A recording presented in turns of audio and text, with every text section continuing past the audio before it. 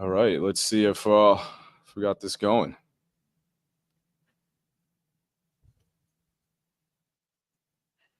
I can never tell for whatever reason. I guess we're up there now. Um, the last time we did this, I checked and I didn't see us. Oh, here we go. All right, we are live. Cool. We'll wait a minute for some more people to pop in. Chris, where are you? Can you see me? Yeah, I can see you. I mean, like you're not in your apartment, I guess.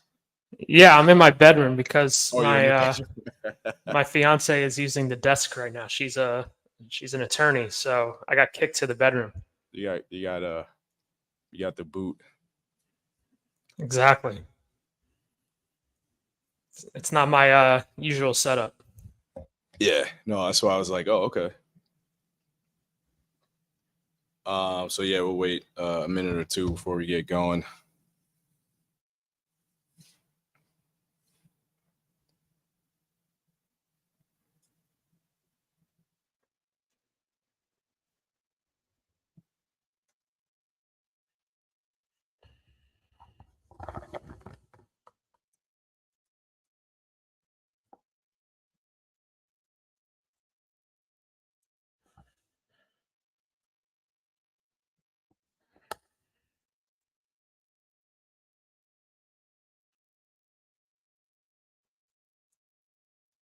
Send out one more tweet and then we can get going. All right.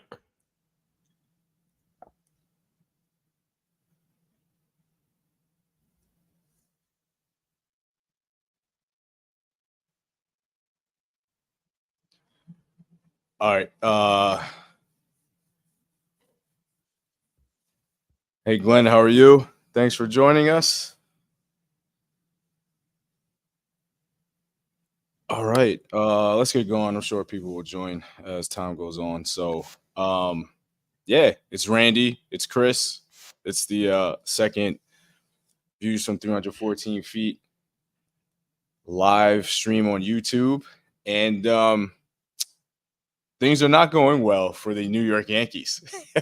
So we had talked about it on our last episode that we might hop on here and do this. I don't think either one of us expected to be talking about a sweep at the hands of the Cincinnati Reds at home. So yeah, things are very bad for the Yankees right now, and the world isn't falling apart, at least in the Yankee land, maybe around us with world events and debates and stuff. But beyond that, things are not looking good for the Yankees. So, Chris, what are your initial thoughts of these last 3 days, last three games with the Yankees? I mean, it's kind of been a microcosm of what's been happening for the team over the past 2 to 3 weeks now. They're not hitting home runs. They're giving up home runs. And basically, the entire lineup outside of Soto and Judge is producing. None of the starters are pitching well. It's hard to win when you can't pitch well and you can't hit well. That's exactly what's been happening over the past 2 to 3 weeks. You're gonna be one of the worst teams if you can't pitch and hit well. That's just breaking it down very simply. Yeah, I mean, yeah, there's really no other way to put it. So let me ask you this right now, from what you observed and from what you just described, just like in the immediate short term, in your opinion, what's the biggest issue right now? Is it the pitching or the lineup? I mean, it's tough because both of them have been pretty bad. I think the pitching, honestly, I agree. the pitching has been very poor. It's kind of crazy because maybe about a month ago we were talking about how it felt like the team had several like number two starters when we were talking about like postseason baseball. like Luis Heel can pitch game 2, Marcus Stroman can pitch game 2, Carlos Rodon can pitch game 2, Clark Schmidt could pitch game 2, and now it's like, who's pitching game 2? Randy and Chris can pitch games 2 and 3 right now. I mean, but seriously, it's been discouraging to see Luis Heel's past 4 outings. Really not sure what's going on there. I've seen the videos of his arm slot dropping. Usually, when a pitcher's arm slot is dropping, that means that there's some fatigue usually attached to that. The Yankees are saying otherwise. They're saying that everything is fine physically. Heel is saying everything is fine physically.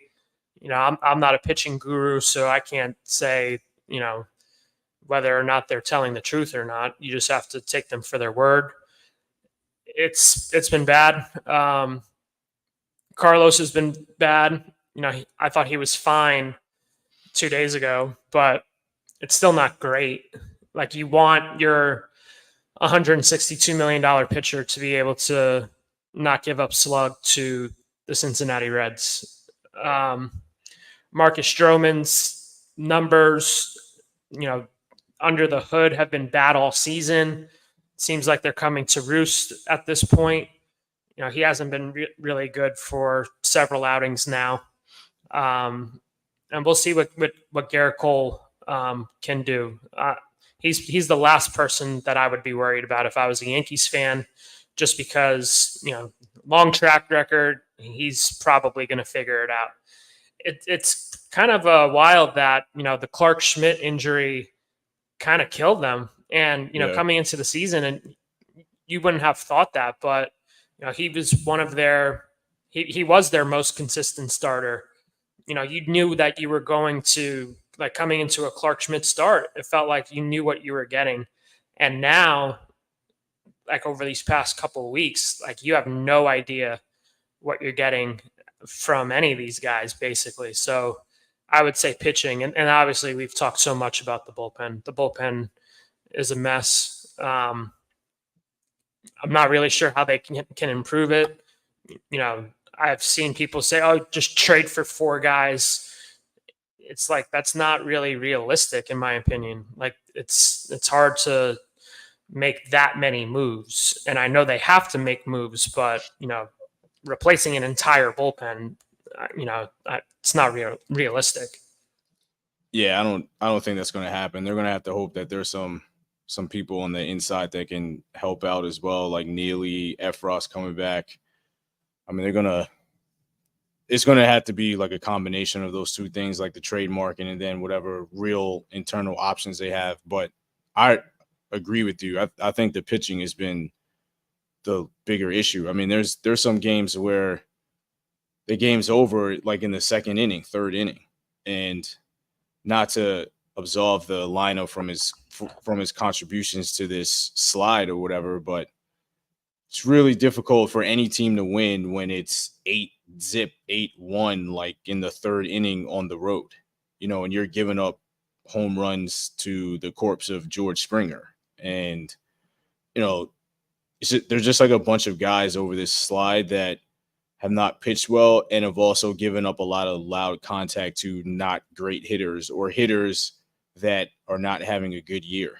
Like Stroman yesterday gives up 3 home runs, and like Nick Martini's one of them. I mean, you shouldn't be giving up home runs to Nick Martini. Like, it's just,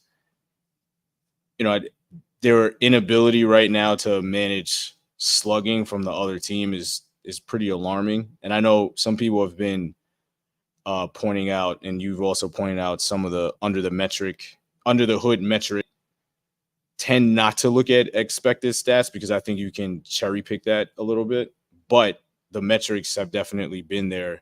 But it's just crazy that like all of it is coming to roost at the same time.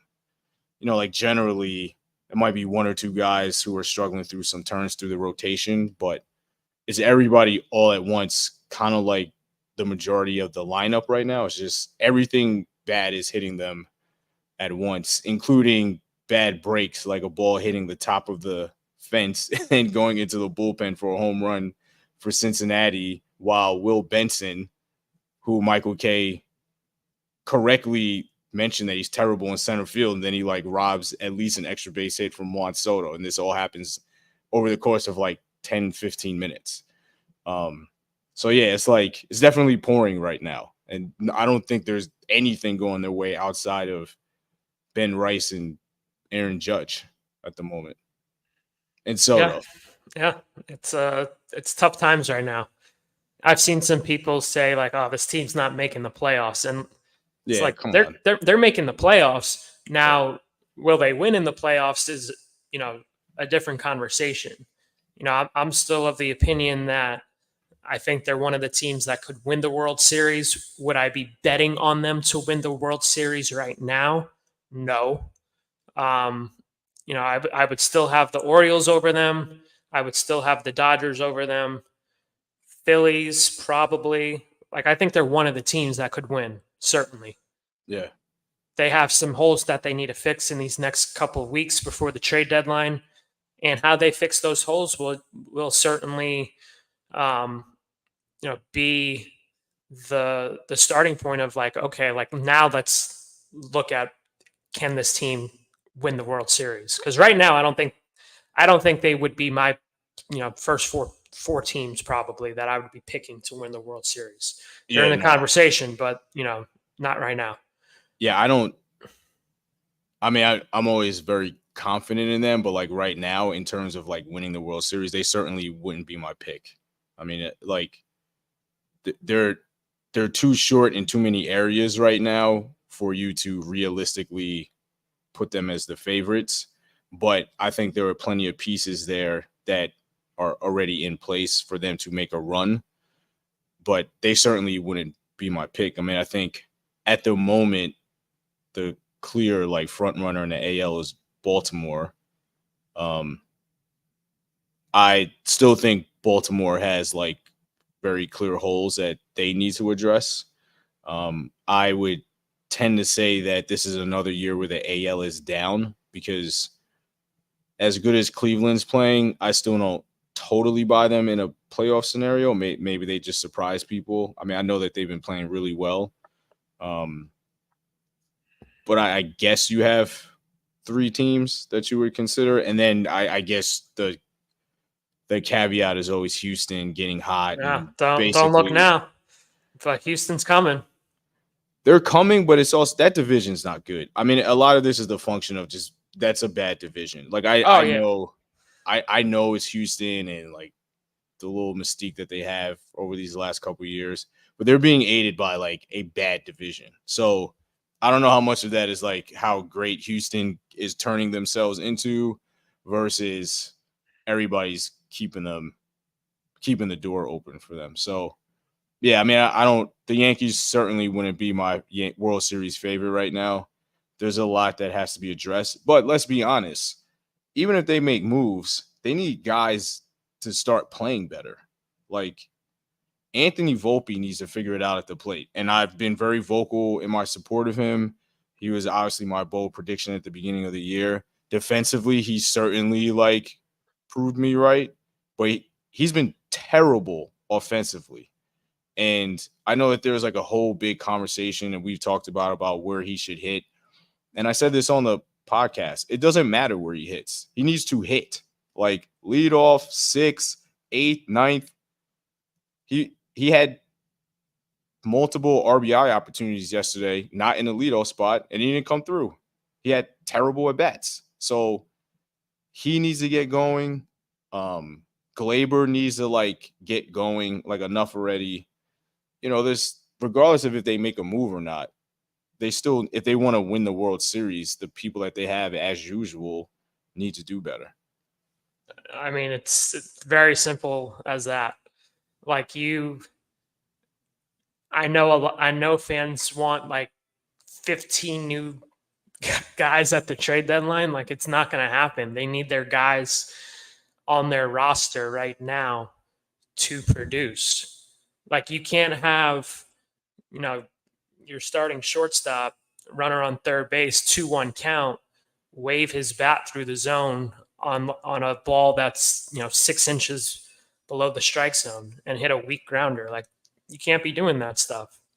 Like, you need DJ LeMahieu, his OPS is still under 500. Like, he needs to start hitting and having results. You mentioned Glaber. You have to string some consistent games together.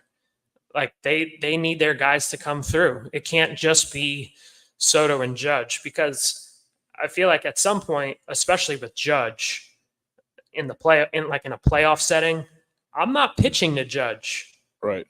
I'm not. Like, he's getting a lot of pitches now in the strike zone, but when it's time to play in a short series, I want Alex Verdugo to beat me. And if he beats me, all right, whatever. Right. We lost. I'm not letting Judge beat me, especially like if this lineup continues to hit the way they have. It's like I would take my chances with everybody else other than Judge. Right. So What do we'll you see what happens. So I know Aaron Boone has been a big part of the conversation lately with some of the lineup decisions. I mean, let me cut you off. I know some fans are trying to say this is all Boone's fault or whatever. Like, Boone needs to go. It's like, Boone's not in the box. Did he make Anthony Volpe turn into a slap hitter this offseason? No. Did he decide that Alex Verdugo, after his really great May, like, did he just take Verdugo's bat out of his hands and make him a very below average hitter? No. It's like, I'm not defending some of Boone's decisions, but like the performance aspect, it's like, what the hell do you want this guy to do? He's not Right. pitching. He's not hitting. Right. I like he's soft on the players and all that stuff. Yesterday with Trent Grisham's error in center field, it was a bad look. First of all, like, that can't happen. But his nature to ream the players out, and if he did ream the players out, does that mean that they're going to win 15 straight games? Like, I don't know. Like, I think all that stuff is overrated. It's just the players are the ones making millions and millions of dollars. They have to produce. And if they don't produce, they're not going to win games. If they produce, they're going to make Aaron Boone look like he's a genius. That's really just the reality of the situation. He can't do the players' jobs. Yeah, I agree. I mean, the fire Boone stuff is crazy. I mean, I've been critical of Boone in the past. Like, there's been times when I didn't want him to be the manager. This year, this is kind of out of Boone's hands, except for, I will say, and I did say this on Twitter, if you know that you're going through this stretch, you can't play the platoon game anymore. Like, I totally agree. You just don't have the players to do that. You're in a bad stretch, and this has to come down to old school. If you're hitting, you ain't sitting. So, like, Ben Rice has been hitting. He's been one of their better bats. You could argue he's their third best bat right now. There is no justification for doing a platoon with him and JD Davis. Like, 100%. that needs to stop. And yes, Trevino was hitting well for a while, but that has stopped. Austin Wells is finally, like, starting to have some production that matches his metrics from earlier in the year. He needs to get the bulk of the catching duties now. It's just it's not even really a criticism. It's just like an observation, in that if you know the team is struggling, I do believe it's a manager's job to put them in the best position to succeed on that night. And, like, doing the platoon game is not working. Like, it's just enough. Like, the two guys that hit home runs yesterday were the two guys that should have been playing the night before, regardless of righty or lefty. They weren't facing Sandy Koufax. And in fact, that Abbott game, he was better against righties than lefties. So it didn't even work. It didn't even work with his regular righties. So that's the only thing with Boone. The rest of it is, like, out of his hands. He has a terrible bullpen. The only thing with that too is stop pitching Caleb Ferguson. Like, that's the only other thing I would add, is enough with Caleb Ferguson. I know he's still on the roster, which he shouldn't be, but like you don't have to put Caleb Ferguson in. He's your mop up guy at this point. He's terrible. Yeah, I totally agree. On a separate note, are you able to hear me well? Because it keeps saying like my microphone is getting disconnected, Yeah, even though I think it's coming from your computer, but I can still hear you well. I mean,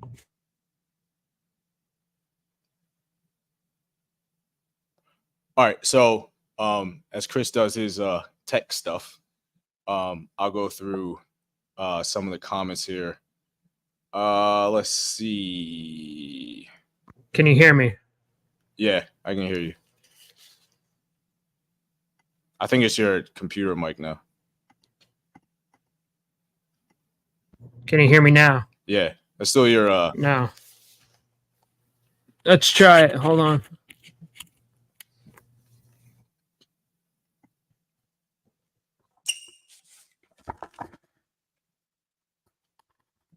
Can you hear me? yeah.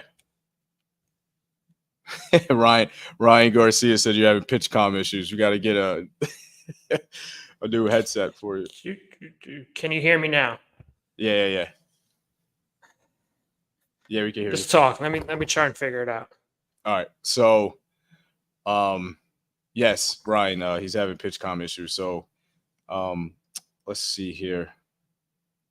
Oh, all right. So this is something I did want to talk about because I personally don't think it's that big of an issue, but obviously yesterday during the game, Judge's personal hitting coach, I don't have his name in front of me and I don't want to misrepresent him, sent out that tweet talking about Yankees player development on the offensive side just being terrible.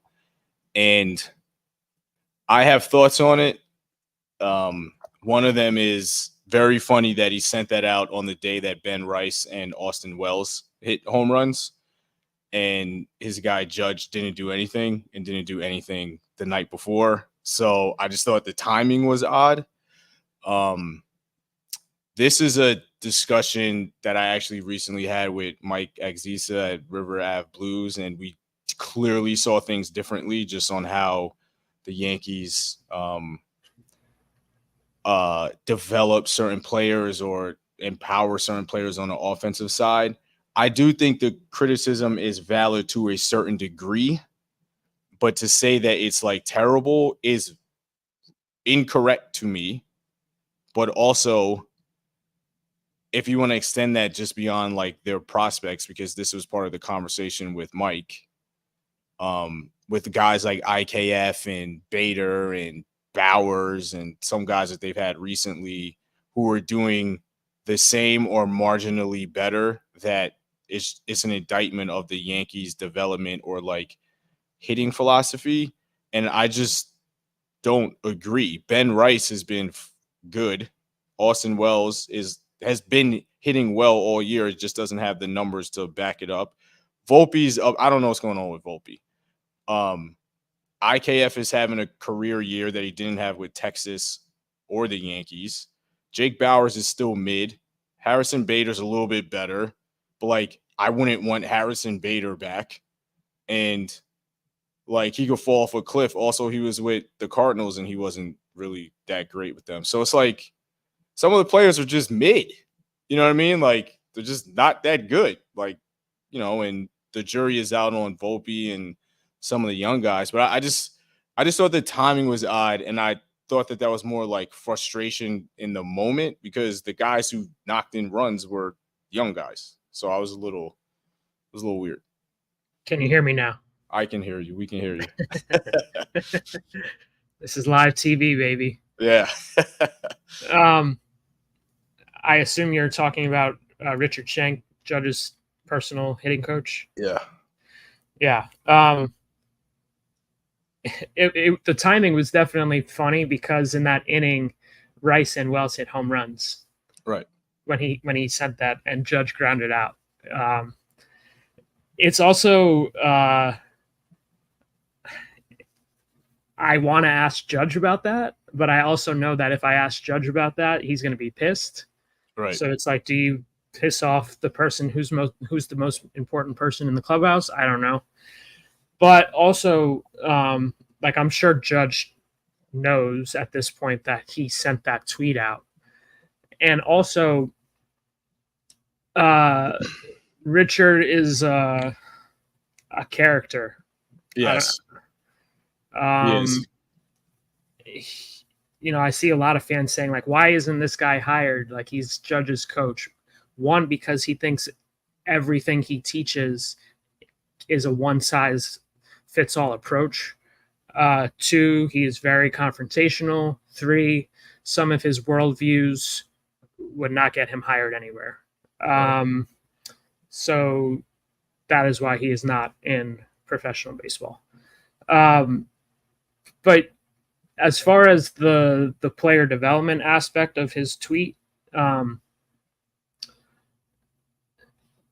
I think over the past few years, like the Yankees have done a better job with development than,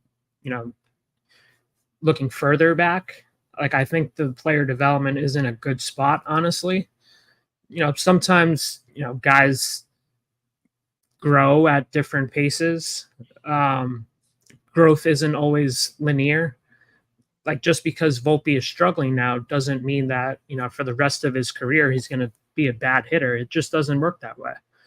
He could certainly come out next year and have a really good year. And this is just a blip in his multi-year career. So I don't think that the player development is in a bad place by any means, or pitching development.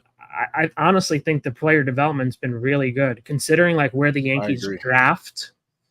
Like they're not drafting in the top 5. Right.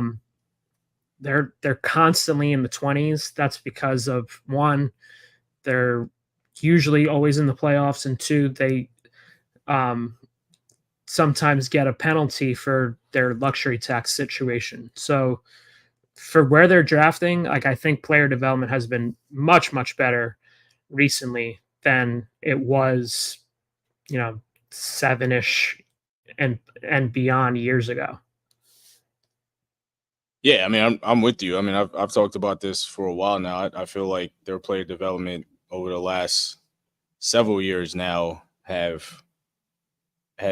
improved and helped the team in a lot of ways. I mean, their player development got them Juan Soto. So, I mean, they convinced the team that Johnny Brito was worth having to give up Juan Soto. So, I mean, there's a lot of examples where a lot of teams throughout the league covet Yankees players. Now, I know some people will go back to the whole Yankees hype up their prospects thing, and that might have some validity to it, but they wouldn't be the only organization that does such a thing. That's, to me, that's part of playing the game. Every team should do that. If you have a certain evaluation of your own players and you're looking to move them for better players, you play the game. So I don't find anything wrong with that. But I mean, yeah, I don't have any issues with their player development. I also just think, like you said, development isn't linear, and there aren't a lot of, off the top of my head, there aren't a lot of young guys that can even get spots on this team. So who exactly is he talking about? Like, I guess Volpe's the one focus, but you have Wells and you have Rice out of necessity, and that's it on the offensive side. I mean, the rest of them are vets. So I don't even know like who he's really talking about. Like Glaber, for the most part in his career with the Yankees, has been really good. He's having a bad year this year. And when they put him at short, he struggled because he's not a shortstop. But offensively, outside of that, even after the Rocket Ball era, he's been good for them. He was their second best hitter last year. So I don't even know who he's talking about, really, outside of Volpe. I mean, these guys don't even play. Wells has a pretty strong profile for someone that doesn't play that much and didn't have like a lot of numbers. So I don't even know what he's talking about. Like, if we're talking about right now, there aren't a lot of young guys playing. It's a bunch of vets. Like, why isn't he talking about Anthony Rizzo like shitting the bed all season, or like LeMahieu shit in the bed all season. Like, talk about those guys. Verdugo fell off a cliff. That's not Yankees offensive development issues. He's been in the league for 6 or 7 years. Like, I don't know. It's you know, it just seemed like odd. It just, I know he gets into arguments with Jeff Fry on Twitter too, which is like also hilarious because it's just two like cranky guys on Twitter like trying to out crank one another.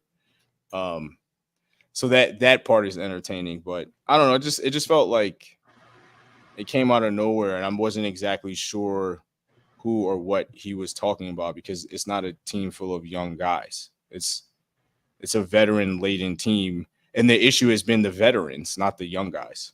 So I wasn't really. And on the day he did it again, like the two young guys carried the team. So I don't know. I just thought it was a little bizarre, like the timing and just what he was focusing on. The issue has been the veterans, not the young guys. Oh, I totally agree. What did you think of Rice taking over the leadoff spot? I thought it was great. I mean, I think we should talk about the leadoff thing for a little bit and like just lineup construction and order. I thought he was good, but I think he's been good in every spot. But I would contend, I know people are going to disagree, so fine, it's totally fine. I get it. The way that I think Juan Soto and Aaron Judge are so good that in some ways they themselves make up for the lack of presence in the leadoff spot because they can get on. Like, Juan Soto's so good that he just creates his own like problems for the pitchers, and you have somebody on base. Now, yes, you would want somebody in front of Juan Soto and Aaron Judge. You want two is more than one, obviously. So I get it. But I'm just speaking about it comparative or comparing this to the leadoff spot versus the middle of the order, which I think is a far bigger hole and issue for the team than who hits leadoff. So I think Rice was good. I think he did his thing, but I think he could do his thing in the cleanup spot. I think he could do his thing in the fifth spot. And I think you need people to drive Judge in. Like, who's driving Judge in?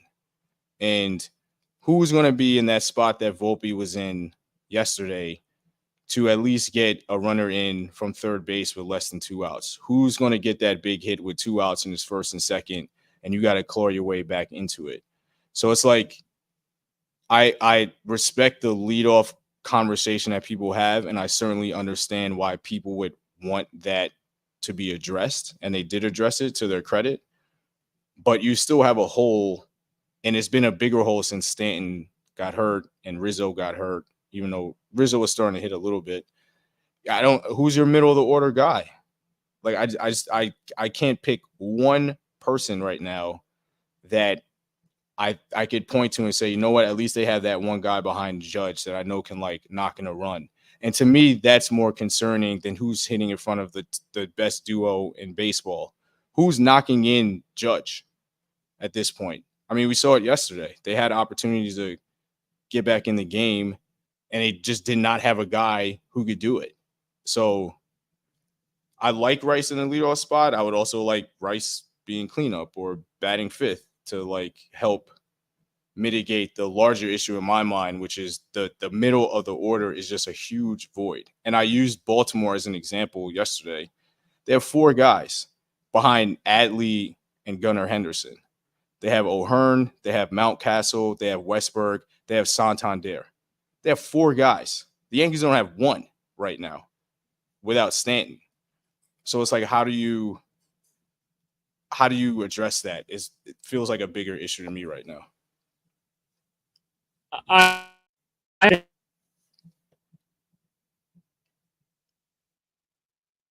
Uh-oh, the mic's out.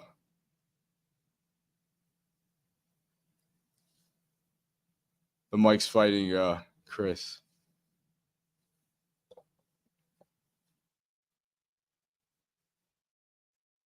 No.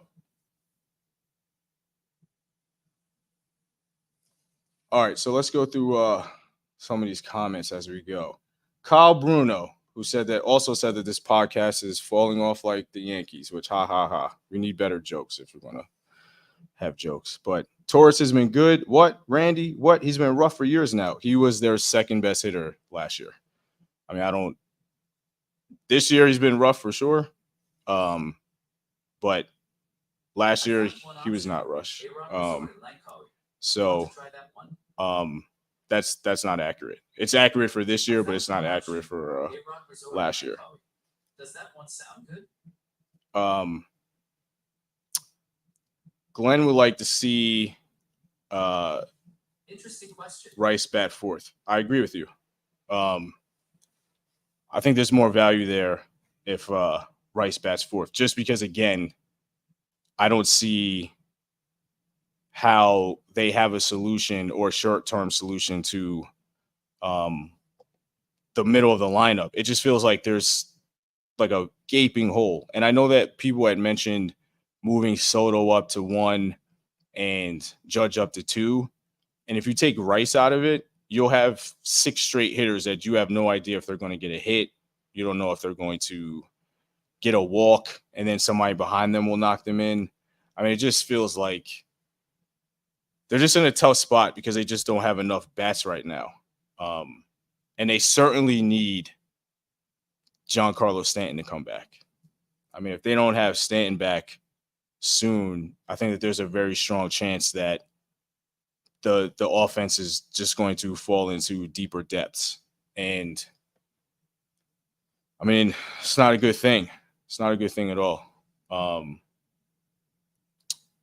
Let's see here. Luke, I don't question the Yankees' development. I question their pro scouting department. They can trade for the obvious guys, but do they get guys like the Rays do? Do they get a Siri or a Yandy? I know who this is. So, Luke, I actually think that that might be true in some respects. But I will say that I think the Rays in some ways do what the Yankees do, because some of the guys that they picked up have been top prospects at one point. So it's not a situation where they're necessarily finding unknown talents. They're finding guys who have been highly touted before and kind of didn't produce at the level, or organizations gave up on them, and they were able to they will also identify those guys and swing trades that like work in their direction. So I think the Yankees try to do the same thing, but it might not always be at the pedigree that the Rays are going for. And I think the Rays are doing it because they have to do it. They have to like figure out ways to kind of capitalize on a market that has disappointing, well-regarded prospects in certain organizations and try to pry them away. I think the Yankees have a little bit more latitude in doing that because they can get a Juan Soto, as an example. So I think they try to do that with guys like a Gio Urshela. Take your scrap heap guy that they kind of turned into something that was valuable for them for a little while. So I think all teams try to do that. I know a couple years ago when Derek was a part of the Marlins and Don Mattingly was the manager, when I spoke to them, they openly said they were trying to emulate the Rays model. So I think a lot of teams try to do that. Some are more successful than others. And the Rays have obviously been successful at doing that more so than most organizations. But I think they all aim to do that. Hello? Yeah, you're here. We can hear you. My microphone is performing as poorly as the Yankees right now. Yes. That was a joke that someone in the comments tried to make that also didn't land very well. So I didn't see it. Yeah, I saw it. That's all right. I'm using the microphone in my computer, so if the sound sucks, blame that. All right. So, views from 314 feet. Co-founder and legend Derek Alvin. He has a question that I think Chris, you can probably answer better than me. Is there anyone in the minors other than Jack Neely that looks like a good bullpen option? I mean, that's the only guy that they've been like talking about right now as far as possible names who could come up at some point. Um, I think someone like Clayton Beater, who was with the team, I believe he made the opening day roster if I remember correctly, and then they optioned him. He's performed well in AAA. Maybe him. Um, they do have guys coming back from injury who are going to be part of the bullpen too. Scott Efros is probably coming back at some point right after the All-Star break. Nick Birdie has been hurt. He's going to come back at some point. Ian Hamilton. Like, they're going to get new names in.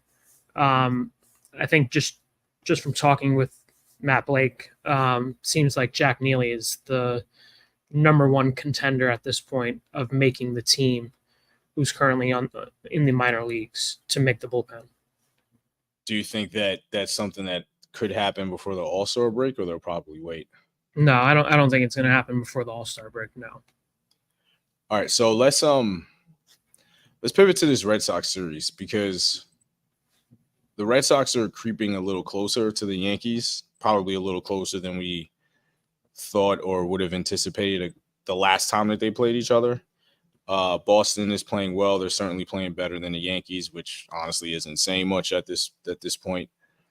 How important is this series for the Yankees? Not just to kind of get going, obviously, but we're in the summer, so there's a lot of time left. But just in terms of making sure that they maintain some distance between them and Boston, how important is this series to you? Yeah, I mean, it's pretty important. Like, a few weeks ago, it didn't look important just because of where the two teams were in the standings. I think the Red Sox were like 14 games back at one point. Like, they're one of the hottest teams in baseball. Right now, there's only a 5.5 game separator between the two teams. So yeah, it's important. If the Yankees continue playing like shit, by Monday it could be 2.5 games. So yes, it is certainly important. The way the Red Sox played against the Yankees kind of exposed them a few weeks ago. Some of their holes were on full display in that series. It's going to be interesting to see if the Red Sox continue to try and take advantage on the base paths. What do they have? 9 stolen bases that one night on Sunday Night Baseball. Obviously the Yankees are going to be looking for that, but Alex Cora definitely knows the ways to expose the Yankees, and I think he definitely takes pleasure in that. So I would assume that the Red Sox are going to have a really good game plan coming into this series. And yes, there's no doubt about it that this is a very, very important series for the Yankees. I mean, and they've been pitching really well too, the Red Sox. So yeah, they're the Yankees lineup could be in trouble. Yeah, I believe Tanner Houck goes for the Red Sox tonight, and he's been their best pitcher. So they missed him in the first series, but they're going to get him this time.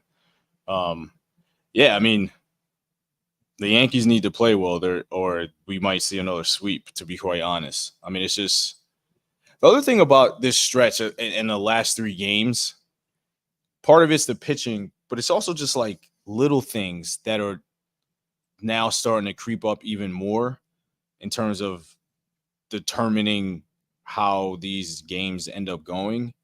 Like,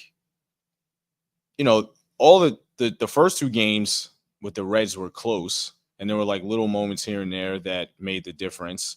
And you can say the same about yesterday to a degree, before the triple from Luke Fraley that kind of broke the game open. But the Volpe at bat, the other Volpe at bat where he didn't knock in a run, certain like swing decisions and certain at bats where they just kind of like tried to jump Montas and they didn't do it. I know Boone had mentioned that there were 5 or 6 3-2 counts that Montas ended up winning, that the Yankees didn't win. It just feels like at this point there are big things and little things contributing to these losses. It's just like a full cornucopia of like contributors to this like really bad slide.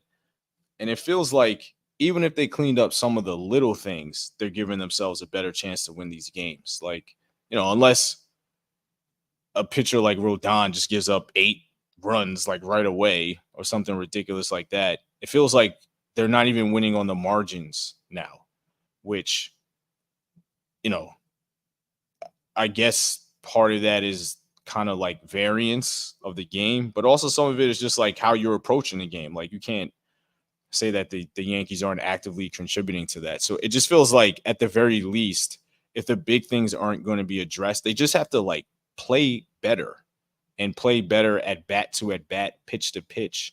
And it doesn't feel like they're doing that either, which contributes to some of these losses. I mean, they're not playing well in many areas. Yeah. They're not doing the little things. They're not doing the big things. And that's one of the reasons why they've been one of the worst teams in baseball over the past couple of weeks. It was, I don't know if weird is the right word, but I was surprised to see Cousins come into the game yesterday. It was 5-2 at that point. Like, it's not that insurmountable of a lead, especially like with the lineup that the Yankees believe they have. And also the Reds pitching is not the greatest. Like 3 runs shouldn't feel like 30 runs. And it seemed like that's how they were treating it yesterday. Like Jay Cousins is low on the totem pole. I'm not saying like he's a bad pitcher. But like you're still in the game at that point. Right. But when Fraley hits the triple, and then if you want to put Cousins in when you're down 6, go for it. But I still feel like they should have been a little bit more aggressive yesterday with the bullpen management, considering the fact that like you need to salvage at least one of those games. Like obviously the series is lost at that point, but you're only down 3, and there's still several innings to go in the game. Like you should still feel at least confident that you can win that game against a team that's frankly not that very good.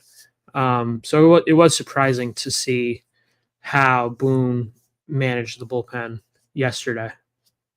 Were you in the locker room during that series? Yeah. What was have you noticed any change in the vibe? Obviously, it's not going to be super great because they're not winning as much, but have you noticed like any shift in kind of attitude or energy in the locker room? I can't tell any difference when they're winning every single game or losing every game. Like it doesn't change really at all. Like pregame, especially, like this team is just not around much at all, which is frustrating from like my perspective, just because it's hard to tell stories when guys aren't around.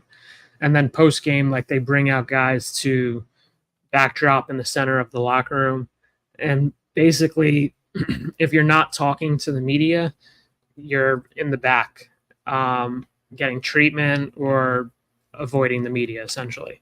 Mm-hmm.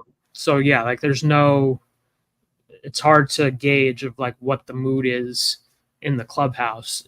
Like you can obviously ask those questions to the players, but the players aren't going to be like, yeah, like we're fighting, or we're throwing punches. Like they're obviously not going to say that. So you kind of just have to like take their word for it, because you can't really see it with your own eyes. It's not like I have visuals on all 26 guys of like how they're reacting to the game, just because like they're not in there for the entirety of the time that the media is in there. So following up on that,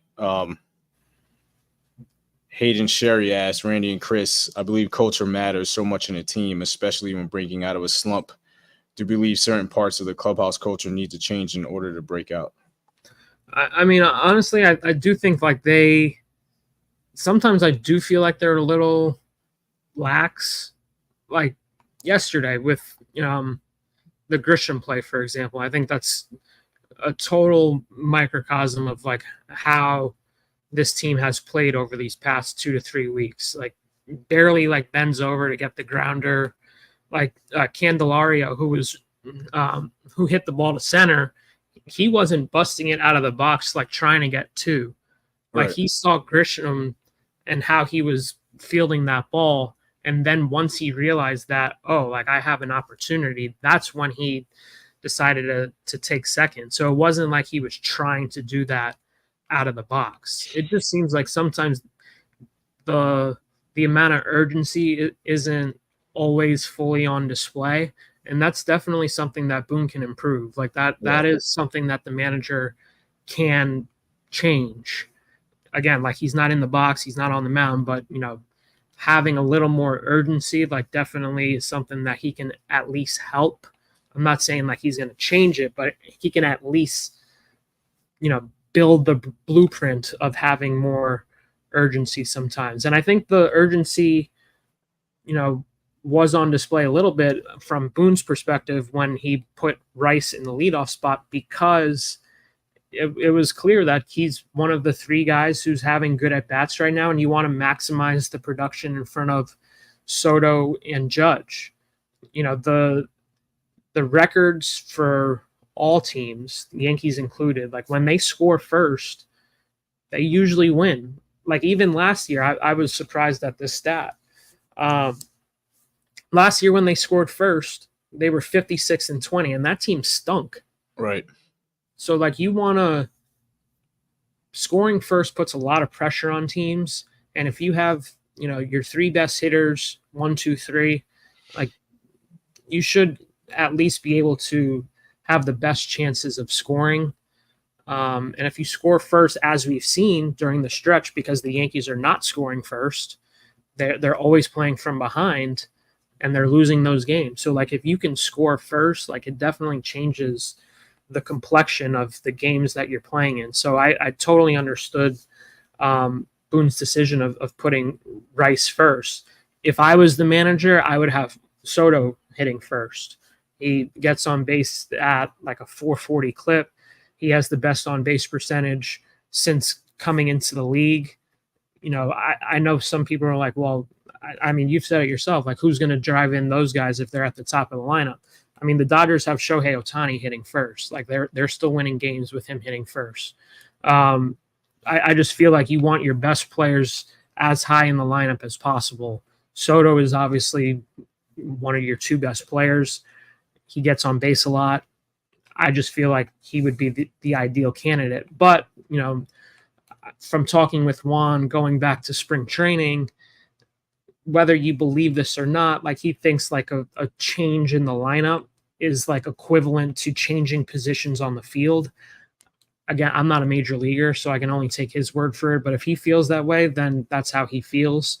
But it just makes sense. Like you would have someone like him who profiles as getting on base all the time. You're putting immense pressure on your opponent immediately, and then you have Judge right behind him hitting second. That's how I would do it if I was the manager. But sometimes you do have to defer to your stars.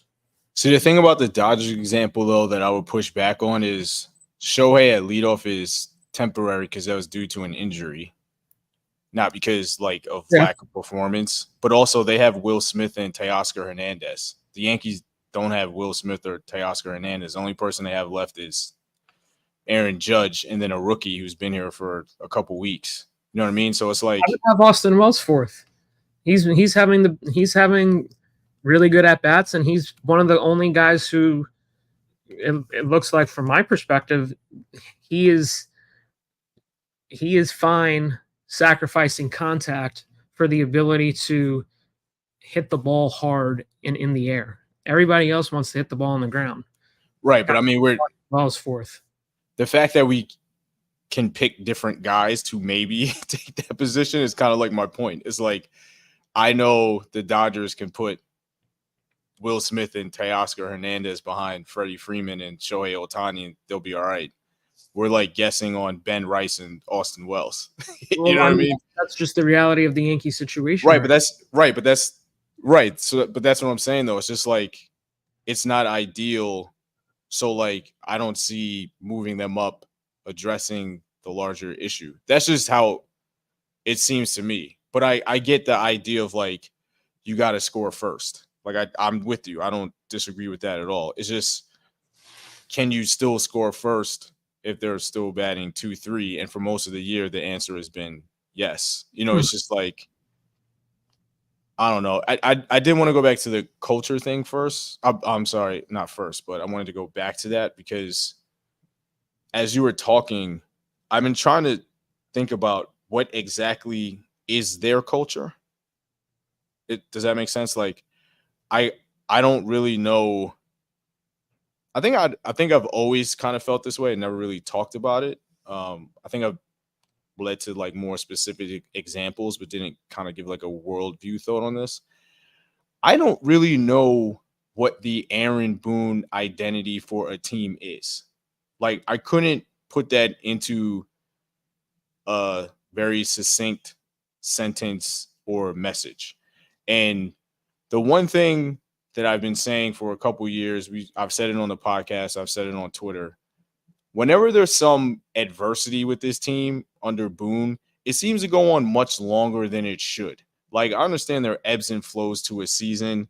I know that there are injuries, but outside of like 2019, when they had the next man up thing that like really worked out and it was great, blah, blah, blah. And I know some of this is probably talent, but I don't think like there's such a huge talent disparity between the next man up guys and who they have now. This goes on for like a very long time. Like we're on 3 weeks of this. And it's like, yeah, there are ebbs and flows, but 3 weeks is like a significant amount of time. 2021, they never got out of their own way. And like Boone never fixed it. 2023, last year, like the Bader comments and like Boone echoing them, and then somebody else echoing these like lack of urgency, everything's okay because we're the Yankees and I believe in the guys in the room thing just goes on for like too long. And it's like from a macro perspective, like is that their identity? That it's just like I believe in the guys in the room and that's it. And it's just like that's not good enough. Like that's not really a culture. That's not an culture. Yeah, it's not an identity. It's just like every year the guys can change, but I'm still going to believe in the guys because they happen to be in this room rather than this is what we expect you to be. This is what is demanded of you day in and day out. These are our characteristics, and this is what you're going to go out and do. And this is how we like stem the tide. And like, I don't think I can say that about the Aaron Boone Yankees. Like with Joe Torre, you knew what it was. Certainly with Joe Girardi, you knew what it was. With Boone, it's like we're on year 7 or whatever, and it's just like, yeah, I believe in those guys in the room, and it's like that's not an identity or a culture. It's just like I don't know. It's like a campaign slogan or something. It's not really it doesn't really have much value. And I think in talking about this, I've finally been able to like articulate that is one of my issues here. That I cannot tell you what the identity is for Aaron Boone's Yankees. I've realized that I haven't been able to tell someone that if they ask me for years now. I mean, that is their culture. Boone is going to say that he believes in the guys. He's going to fight for them when we ask questions about them. When they're struggling, like that's how it is right now in the clubhouse. That's how it's been, and I don't think that's going to change. Right. Judge isn't one of those guys who's going to like berate his teammates. That's not how he leads. It's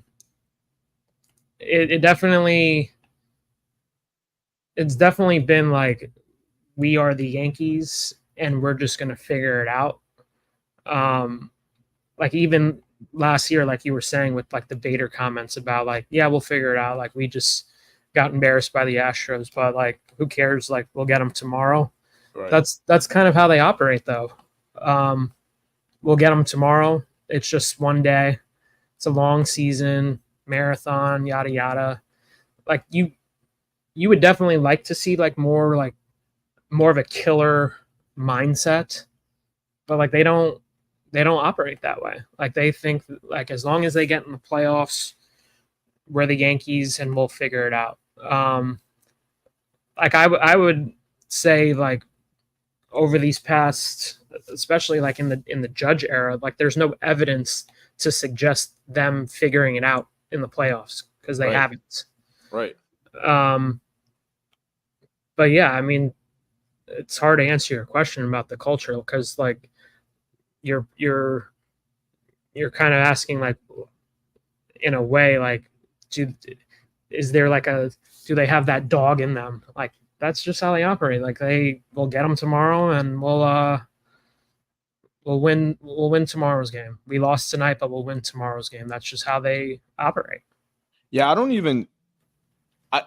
really have a suggestion. I mean, it's not like do they have that dog in them, because I feel like that's kind of like the default thing. But it's just like, what do you do and what are your solutions in house to combat adversity, whatever that looks like.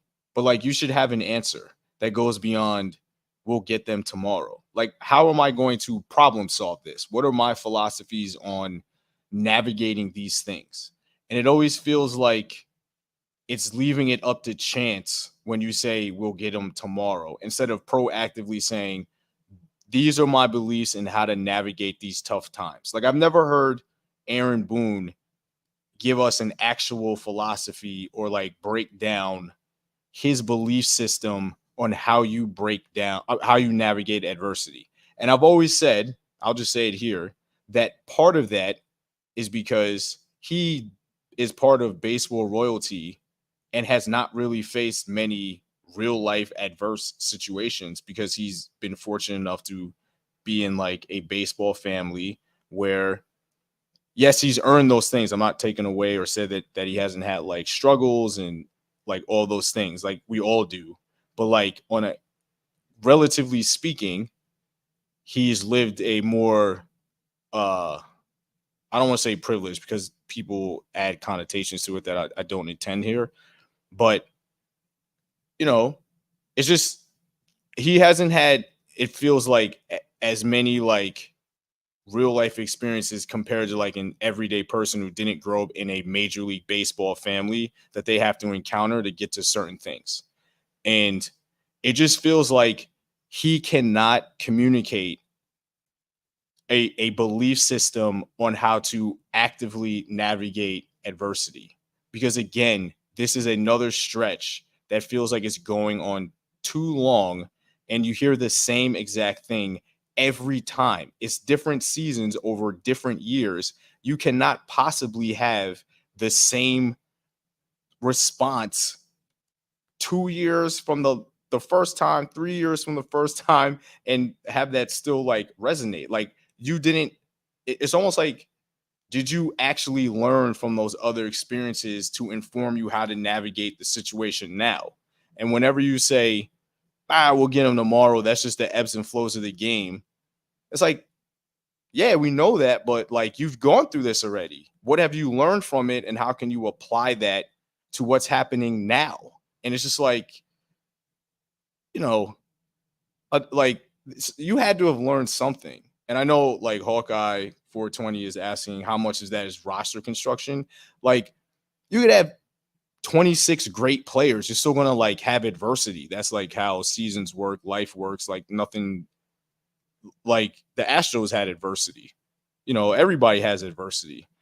But those teams had people in place where you can lean on them, and like leadership in place that said, I've been through X, Y, and Z, or I had this experience with this person back in the day, and this is what he taught me, or this is what she taught me, and I've applied that to my teachings and coaching now. So like, yeah, part of it is roster construction, but part of it is navigating the emotional aspects of the ups and downs of both professional baseball and life.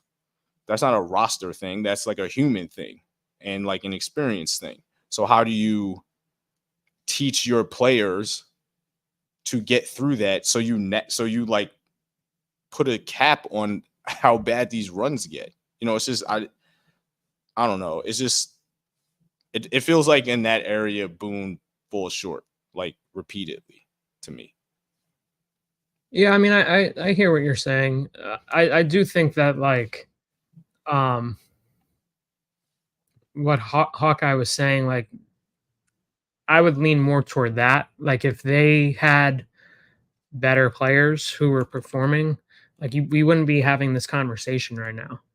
Like, But they had better players in 2021, and they had the same problem. Like they 2020, they had better players up and down, and in some spots, and guys were playing better than they are now. And it was the same thing. Like this isn't like a 1 year thing. no, it's not a 1 year thing. Like it's certainly not a 1 year thing. But again, like if the players perform on the field, we wouldn't be having this conversation. I just that's how I feel about it. Like if they were producing to the levels that you and Brian Cashman and Hal Steinbrenner believe in, like we wouldn't be having this conversation because they'd be winning titles. Like it honestly just comes down to how they're producing on the field. And all that other stuff about culture, like it matters for sure. But what matters most is, are these guys producing on the field? Yeah, no, for sure. I mean, that's the common denominator. But I think we're talking about two different things though, because like, yeah, if they're producing, then they're not having 3 weeks of bad baseball play. So I mean, we wouldn't be talking about like bad weeks. But I also feel like you can navigate the bad parts better. And I don't think that they do that. Like, But what, like, so in this instance, like, what can Boone do right now to get them to play better? well, you could go back to Grisham. I mean, you're about to get swept by the Reds, and that play was unacceptable, and I've defended 100%. Trent Grisham. So Yeah, like 100%. that's a reflection of something that could be addressed and shouldn't have happened in the first place. That I totally agree with. And then his comments afterwards were, well, that's part of how he plays. He uses that same excuse for Glaber too. Yeah, and it's like, nah, man. He does that when he knows he can catch the fly ball and he's going back on the ball and he's smooth.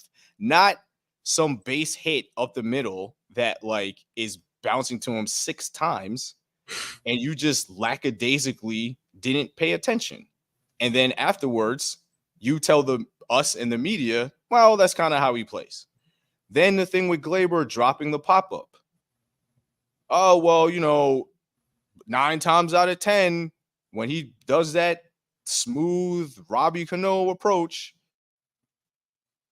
it's like, no. The thing with Stroman, in my opinion, I think we agreed on this, was out of line. He like called out Glaber on a play that Glaber executed well. And then Stroman goes out and gives up 3 home runs. And it's like, well, if you're going to do that, and I think even Jeff Nelson mentioned this, like on the pregame show, if you're going to do that, then you have to perform well. So he did it and then didn't perform well. And it's like, these things are like creeping up now as you've been in this bad stretch. And when you have a public opportunity, and you're not doing it for us. Like, I'm going on about my day when the game's over. So like, ultimately, it doesn't matter what you tell me, Aaron Boone. But like, there are plenty of examples of coaches that use these press conferences and post-game press conferences to send a message to the team, like, enough of this shit. Yeah, And Alex Cora does it. Yeah, and perfect example of like a totally different approach. And they got rid of Verdugo because of that. They jettisoned the guy that the Yankees picked up that Alex Cora said, enough. And like Boone doesn't do that. So like, I totally agree with the production thing. I totally agree. But it's not like these things aren't happening and Aaron Boone takes like the very, very, very high road when it's okay to get in somebody's face or call them out. It's okay. They're grown men. They're professionals. Like, you got to deal with it. You know what I mean? Like, I do think like one of the, and I don't know if this is the case, it's just a theory, but they did get rid of Joe Girardi because of how much of a hard ass he was. Yes. And they got someone who's totally different with Boone. So maybe like deep down there's some lingering sense of like if I become a hard ass, like it's Maybe. my ass on the line. That's just a theory because like that is one of the reasons why they got rid of Right. Girardi, because he wasn't connecting with the players. And if you ask every single player in the clubhouse how much they love Boone, they will go to bat for that guy. Oh So yeah. I Even do, former players. yeah. Former So players still do it. I do think that that plays a part in what we're talking about now. They got rid of the last guy because he was getting on the players too much. And if you want to call the players soft, then like go for it. Like I'm not gonna go that far, but like I'm Yeah. sure like people are gonna be like, well, yeah, the players are soft, but like deep down, like there's probably some element of that going on here. He can totally criticize Grisham. He could have been like unacceptable. He's not playing tomorrow. Like forget it. I was gonna have him in center field. Now forget it. He's on the bench. Like he could totally go that route, but he doesn't do it because it's not his MO.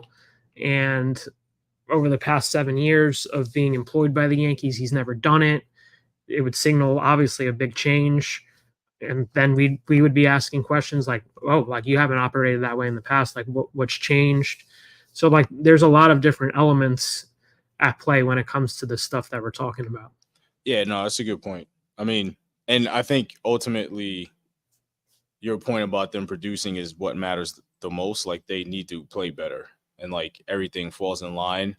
But I do think that it's still a part of what they do. Like I still think it's their identity. Like I even think about go back to 2020 with the Rays and how there was that game with Jordan Montgomery where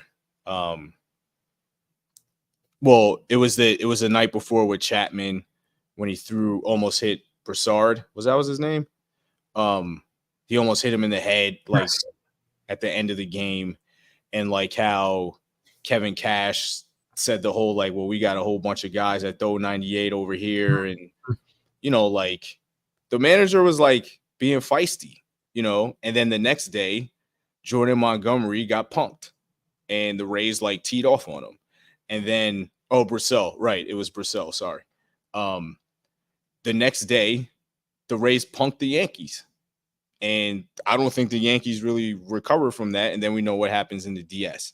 And it's just like sometimes I wish like Boone would just set a tone like when it's needed. That it's like, okay, if X, Y, and Z happens, that he just says something. He doesn't have to go through it. He doesn't have to throw a chair.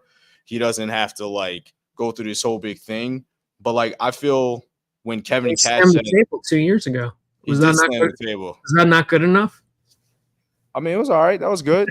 That works. It was so funny because like that was like a month into me being on the beat, and it just seemed like it was scripted. Scripted, right? It was like WWE. Like something's gonna happen. Right.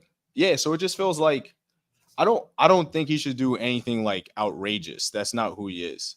But I never forgot, and like I thought that what Cash said was like silly at the time, but it clearly resonated.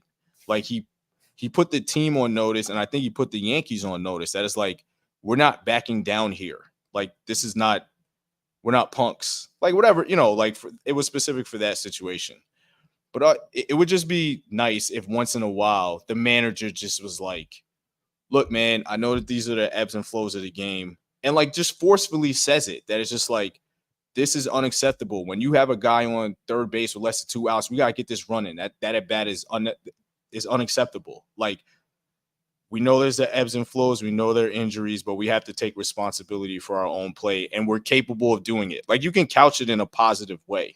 You know what I mean? Like you could do it in a way where, you're not like trashing anybody, but like let Volpe know, man, like this shit ain't working, man.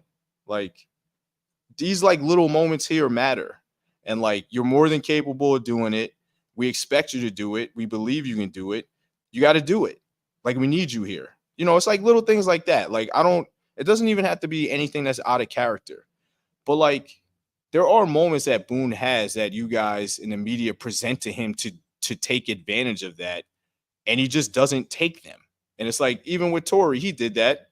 Like, and he did it in various ways. Sometimes he was pissed off, and other times he was like very savvy about it. You can look at it that way, just being a little bit more savvy with those moments.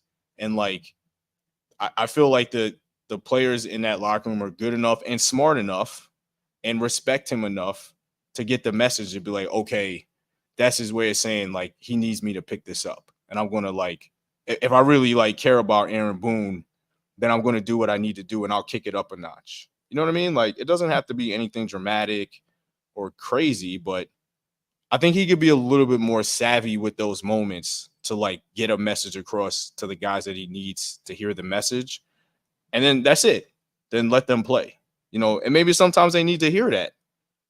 You know, like sometimes when I had a great relationship with Spike, but there was like little moments when it was just like, hey man, like we need this to be better, or like this isn't cutting it, or whatever it is. And like I got the message and it was like, okay, I got to focus on this. It just kind of like knocks you back into place, if that makes sense. You know what I mean? So it's like, even if we're not going to do the whole big C culture thing, it also feels like there's moments where he can take advantage to just encourage the player, but also let him know, like, you know, you got to get going now because we need you, if that makes sense.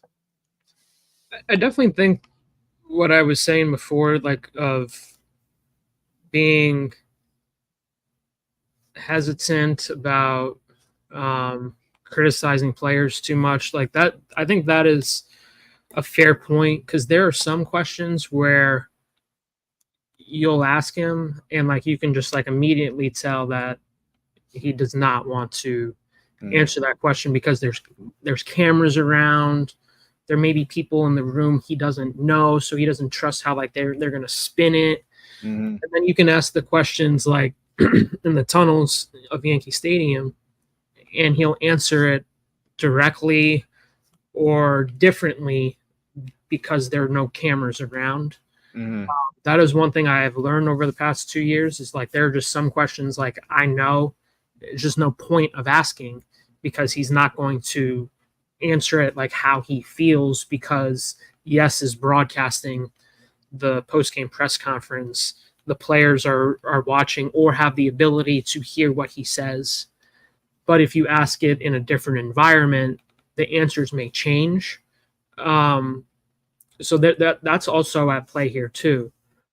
Again, I think a lot of it could come down to the last manager was axed because of his inability to connect with some players, or his ability to get on them too much, and they were like, I don't want to play for this guy anymore. I don't know. Maybe that's more a reflection of the players that the Yankees have. Maybe they're, Judge made the comment yesterday, which makes a lot of sense, saying like, some guys need to be screamed at. Some guys you have to have more encouragement for.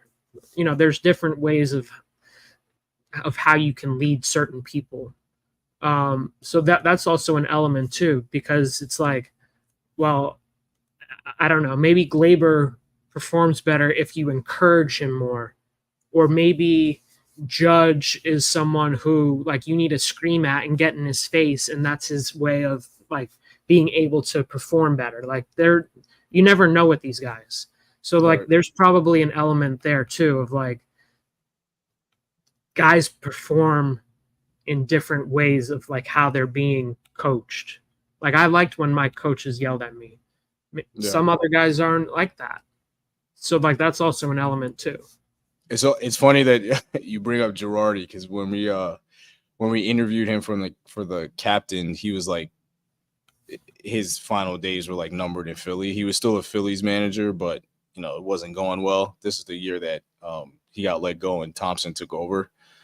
And he comes into the green room and like the whole mood, like, you know, when we're in the green room, we're joking around, we're having fun. Like we enjoyed being in production. And he came into the room and like we were all just like the energy was just like sucked out of the room. He was like so intense and like so, like it was just like this it wasn't bad energy. It was just like this intensity where it's just like kind of just like killed the vibe in the room for a little while. And we were all just like kind of on alert all of a sudden. And um it was interesting because like as you said, you know, he was let go because he was such a hard ass. And it was like, you know, you hear about that, but you don't really know what that means if you're not around the person. But like when he came in, I immediately thought of him like getting fired by the Yankees because I was like, oh, I get it. Like he he's not a part of our group. We have like a vibe here. And then all of a sudden he came in and he was a very nice guy. Like I don't mean this to come across as like a bad thing. It's just he's an intense person. And like it just like changed. You know what I mean? So I'm if he's like in the leadership position and it's his clubhouse, essentially, I can see how that like wears on people. Because we all had like kind of a quick exposure to it. And it was like very interesting to see that like shift immediately, like when he came into the room. So yeah, I mean, I think your point is valid. And I mean, we've probably talked about it more than it matters, but I just find it interesting when you like navigate when you have to navigate tough times, how people respond to them. I'm always fascinated by that, not just like in sports, but in general. Like, what do people rely upon? How do they perform or how do they treat others through tough times? You know, it's just something that like I just have like an interest in because I think it reveals a lot about the people involved and also like the larger systems involved. So I always feel like it reveals a lot about the people that are a part of it. Yeah, I definitely agree with you. With that said, I do have to start getting ready. Yeah, we got to wrap this up. Um, So yeah, thank you everybody for joining us. We appreciate the comments. We appreciate you tuning in. Sorry for the microphone problems.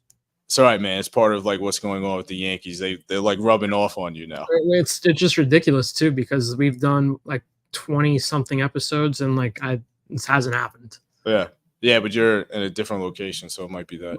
It's possible. Yeah, it's all right. It's part of the bad stretch that's going on with the Yankees. You've been around them too long. Yeah, they're rubbing off on me. Yeah. All right. Well, thank you, everybody. We appreciate it. We'll have another episode of the podcast come out next Tuesday. We'll do another live stream at some point. Thank you for checking us out. And you guys have a great weekend and enjoy the Red Sox series. Hopefully the Yankees win a game. We'll see. See you guys later. See ya.